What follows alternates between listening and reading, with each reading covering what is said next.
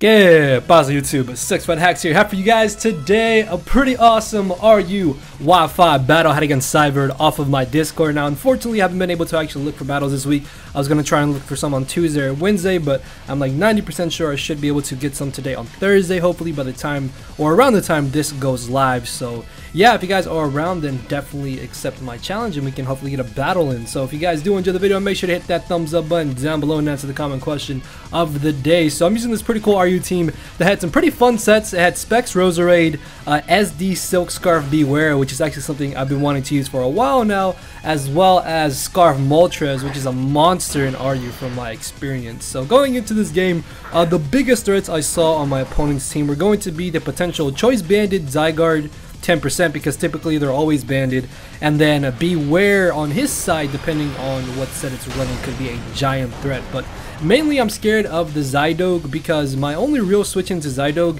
is Cresselia, and I already need Cresselia to help me check Salazzle, Shaman, and the Beware. So Cresselia has a lot of pressure on it in this matchup. So he's going to be leading off with his own Mega Blastoise, as I'm going to be leading off with my Scarf Moltres. I'm going to go straight for the U-turn into my Roserade here. I am offensive, which is why this Hydro Pump does a really good amount of damage to me, but this is fine. There's really no reason for him to stay in here, which is going to allow me to get up a layer of spikes, expecting him to switch out.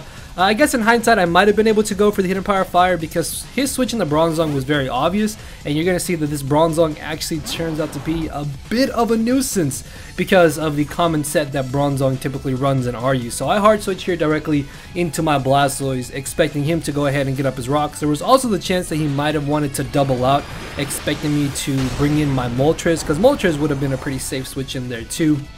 But Blastoise is just about always guaranteed to be able to spin away rocks, so I really wasn't worried about him going for the Stealth Rocks if he did want to get them up here, because I knew I would be able to spin them away for my Moltres later in this match, as he does unfortunately turn out to have the Toxic. Again, Toxic is very common on Bronzong in the RU tier, and another very common move on Bronzong is Protect, which is really annoying because he can definitely go for it this turn.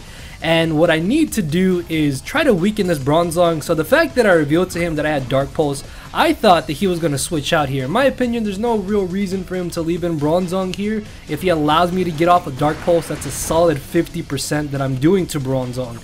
And putting it that low is just going to make it to where the rest of my team can handle it a lot easier. But he ends up making a good play here, expects me to overpredict, as I went for the Aura Sphere, thinking that he would switch into the Beware potentially, or even into his own Blastoise there. So I'm going to switch out here into my Nidoqueen, expecting him to just go for the Protect again after going for the Stealth Rocks to try and rack up the toxic damage on my Blastoise. But I want to try and keep Blastoise as healthy as I can, so that's why I mainly switched out here into my Nidoqueen. And while I could get up my Stealth Rocks here, he does not necessarily have a good switch into this Nidoqueen, so I'm going to make an aggressive play here, expect him to switch out, and I will be able to catch the incoming Blastoise with the Thunderbolt. And this is absolutely huge because now my layer of spikes is here to stay, and as soon as I get on my Stealth Rocks, they will also be here to stay. So in comes the Zydogue here, and this is where I really wish that I was Shuckaberry Nidoqueen. That's a set I actually did run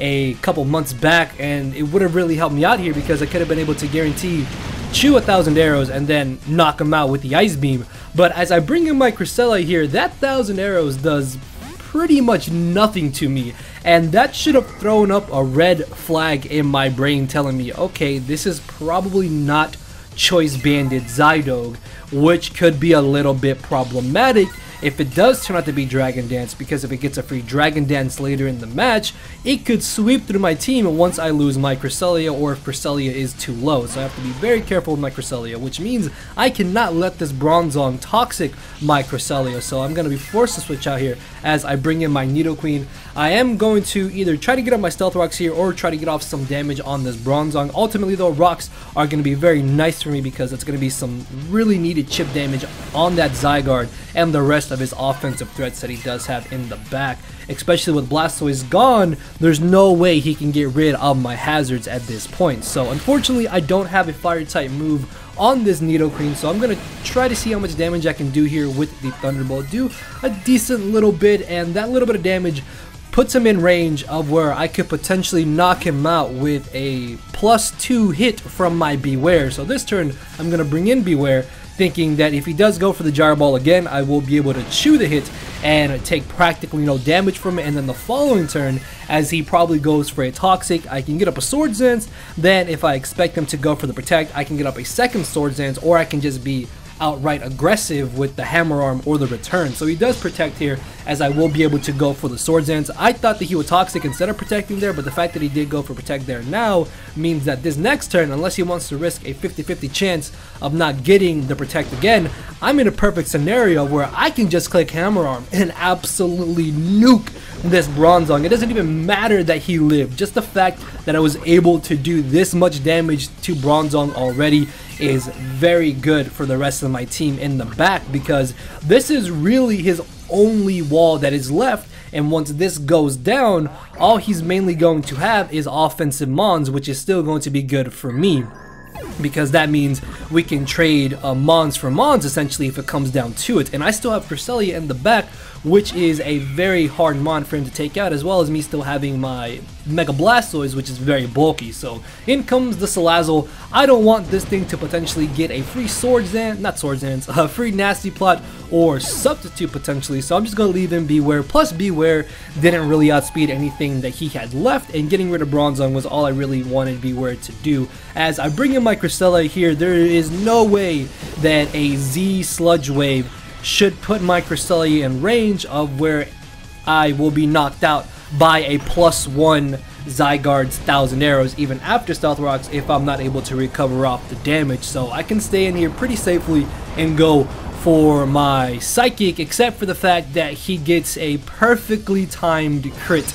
there, and that actually really sucks, because now I'm in a terrible spot. Like, I was in a really good spot here. I knew I could take the Sludge Wave or the Acid Downpour with no problem, but now that he got this crit on me, if that Zygarde is Dragon Dance, even if it's not Dragon Dance, I think I'm still in range after I switch in and take the extra round of Rocks damage. That Zygarde in the back has become the biggest threat to me now, because my one answer to it has been crit and severely weakened, and now there's really nothing that I'm going to be able to recover up on because of the crit that he got against me. So as he brings in the Beware, I'm just going to stay in here, just see what set he's potentially running. If he was Swords Dance, maybe he would have felt comfortable in going for a Swords Dance, allowing me to go for a Moonlight, and then from there I could have switched out and sack something off, but unfortunately he did not SD, and Double Edge is doing entirely too much damage to me, so I'm going to finish him off with the Psychic. As in comes the Shaman here. I have no more use for my Cresselia due to me being so weakened, and even though I am up 4-2, that Zygarde is still a giant terror in the back. So he goes for the Psychic, and I'm going to bring in my Blastoise here, hoping that he was actually a Scarf Shaman, since that is a very common set in the RU tier, and then this way I could spin away the rocks. If I'm able to spin away the rocks, I can take a Psychic into a potentially Choice Banded Extreme Speed from that Zygarde in the back.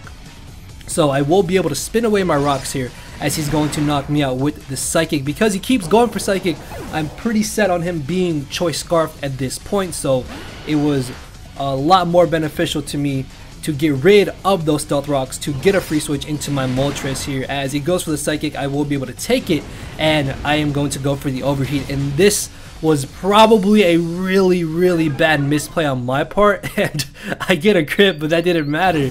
And the reason why me overheating there was a humongous misplay is because, as you're about to see, this does indeed turn out to be a Dragon Dance Zygarde, which is something I don't think I've ever seen in RU from the amounts that I played it a few weeks ago. And of course, the one moment, the one time, the one match I see a Dragon Dance Zydog, and it's basically gonna go downhill for me.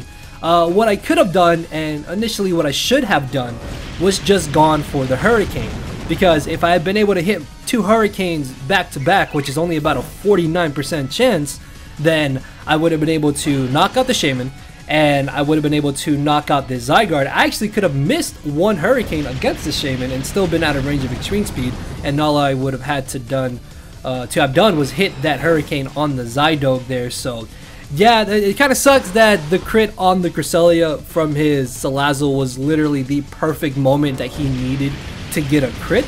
But I mean, it is what it is, and I will unfortunately end up losing this match 1-0. So good game to Syvird there. Hopefully you guys did enjoy the awesome battle. Make sure to hit that thumbs up button down below. Show off your support for the channel and answer the comment question of the day as well. I love you all. Thank you all for watching, and I will see y'all tomorrow. So later, everybody.